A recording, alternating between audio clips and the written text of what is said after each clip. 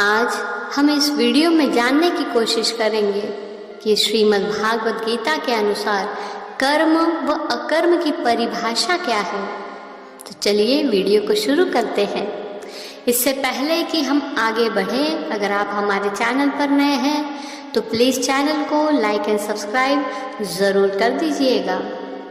गीता उपदेश देते हुए श्री कृष्ण अर्जुन से कह रहे हैं, हे पार्थ, कर्म ही व्यक्ति को पुण्य या पाप देता है।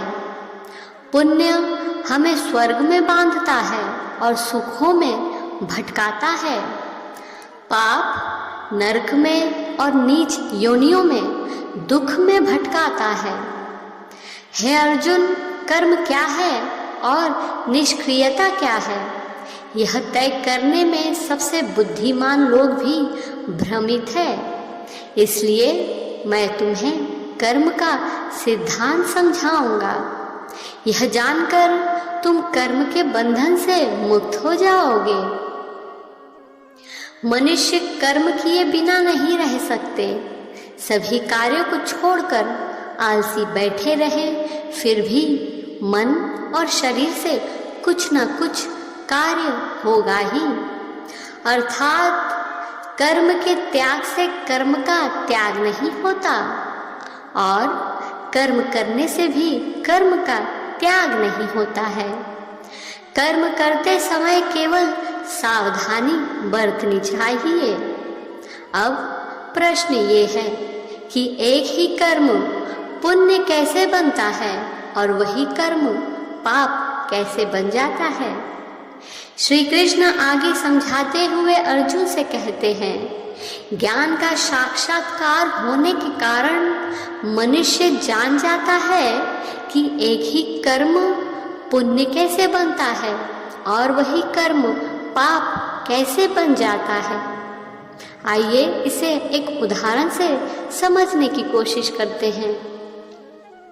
अगर एक मनुष्य दूसरे मनुष्य की हत्या कर दी हो तो मुख्य क्रिया क्या है? हत्या करना।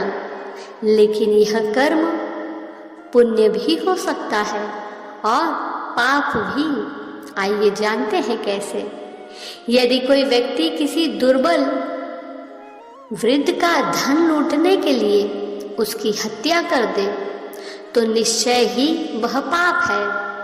और अगर कोई दुष्ट आदमी किसी गरीब महिला का जबरन बलात्कार करने की कोशिश कर रहा हो तो क्या होगा?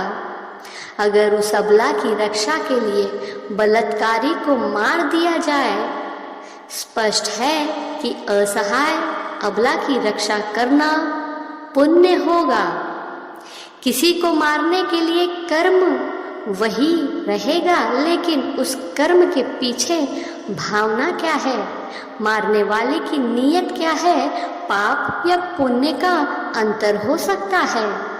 जिस इरादे से कोई व्यक्ति कर्म करता है तो एक ही कर्म किसी के लिए पाप बन जाता है तो किसी के लिए पुण्य बन जाता है। आगे समझाते हुए श्री कृष्ण अर्जुन से कहते हैं, कर्म के इस प्रारंभ के द्वारा ही मनुष्य को कर्म, अकर्म और विकर्म की पहचान होती है। इस पर अर्जुन श्री कृष्ण से पूछते हैं, कर्म, अकर्म और विकर्म ये क्या होता है केशव? इसको समझाते हुए श्री कृष्ण कहते हैं, अकर्म यानी फल की इच्छा से रहित कर्म, जो सुख दुख, सर्दी गर्मी, लाभ हानि, जीत हार, यश अपयश, जीवन मरण, भूत भविष्य की चिंता न करके मात्र अपने कर्तव्य कर्म में लीन रहता है, वही सच्चा निष्काम कर्मयोगी है। परमात्मा स्वयं सृष्टि का नियामक संचालक होते हुए भी हमें विवेक बुद्धि देकर हमें कर्मों का स्वामी बनाया है। हमें कर्म करने की पूरी छूट है।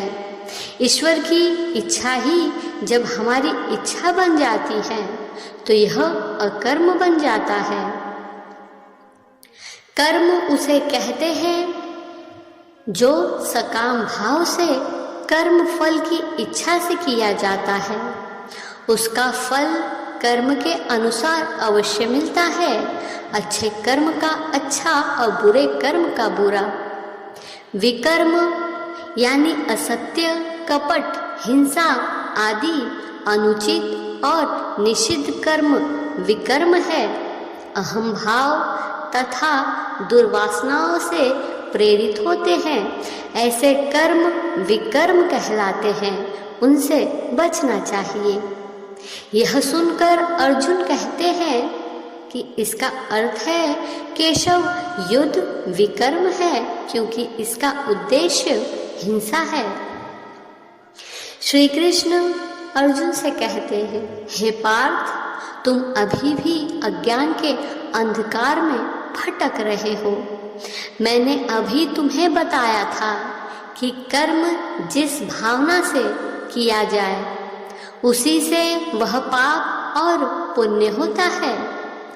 युद्ध यदि धर्म समझकर अधर्म का और अन्याय का नाश करने के लिए किया जाए तो उस युद्ध में मरने या मारने पर भी प्राणी को स्वर्ग की प्राप्त होता है, वीरगति प्राप्त होती है। इसलिए तुम सारी शंका और कुशंकाओं को त्याग युद्ध करो। श्री कृष्ण कहते हैं, हे अर्जुन, जब तुम्हें ज्ञान प्राप्त होगा तो तुम जान जाओगे कि ये संसार मेरी ही माया है।